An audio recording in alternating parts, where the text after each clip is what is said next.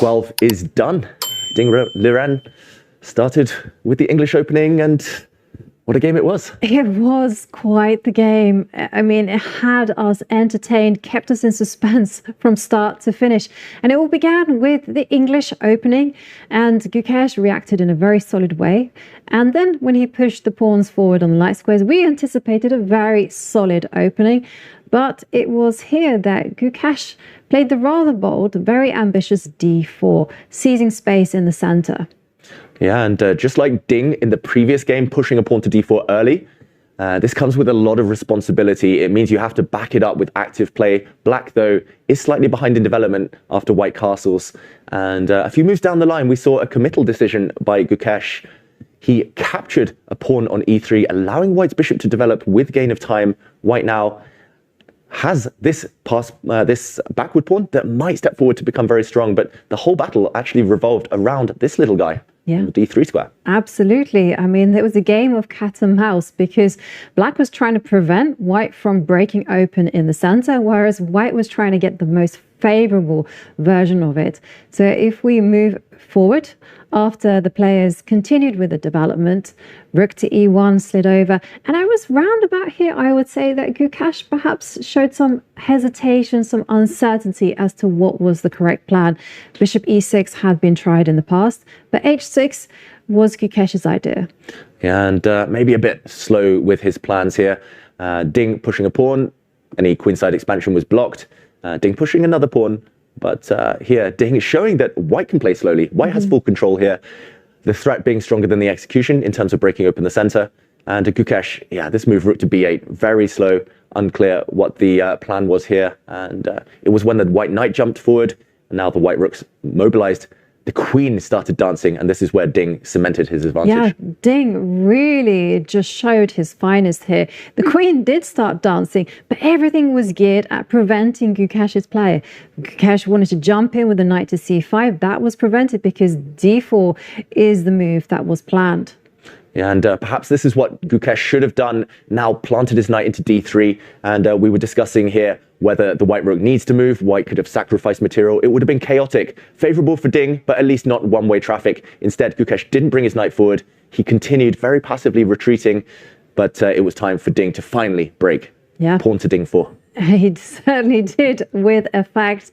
It broke open and there was nothing for Gukesh to do except close the position down, e4, driving the white knight backwards. But it was only temporarily backwards because look at white's center. It is just incredible.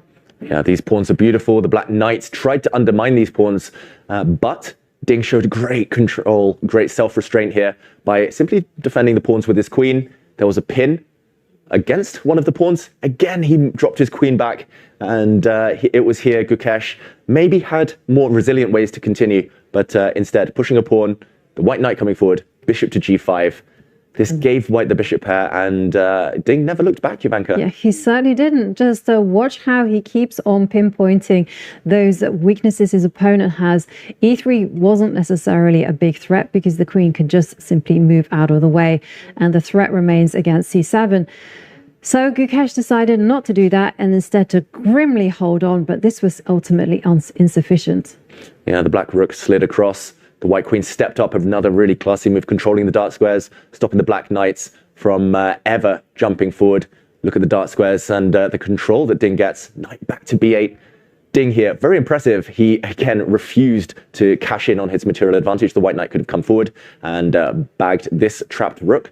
Instead, no, it was the d-pawn that did the damage. Yep, and sure enough, the d-pawn does some more damage, and now just Ding jumps in and it just starts to mobilize all of his pieces, cashing in on the extra material as he grabs that pawn. And now all that's left is for him just to find a way just to power through and get his rook to the e7 square. And he did this by retreating his knight, eliminating both of the knights, or kicking them away at least from their defensive posts. Now a capture with the pawn, forcing this knight away. The knight stepped back yet again to the b8 square, back where it came from earlier. Ding here captured another pawn, and it was this moment where his rook entered, Jovanka, where we were 100% certain that Ding would win. Yeah, absolutely. And here the black queen has to just move out of the way, but Gukesh really cannot save this position any longer, as well as Ding just advancing his d-pawn. Yeah, the pawn stepped forward, the black rook moved. There's plenty of ways to win here. White could even give up the queen in order to bring the rook to the back rank, make a second queen, but no, Ding, in consistent style, kept control, stepped back, the rook moved, bishop into d6, threatening to lift the rook up, get rid of the blockader and promote. And now the finishing touch, Ivanka, after pawn to f6. Yes, the rook came and sacrificed itself for the g7 pawn, but the whole goal is that the rook will fall on f8 with a check, and that d pawn is one square from promotion, and it's going to be a new queen. A beautiful finish to an absolutely wonderful game by Ding Liren, just pulling it out of the bag just when he needed it the most. And this really has set the cat amongst the pigeons, because it's going to be a rest day, and then the players are back in action for the final two games.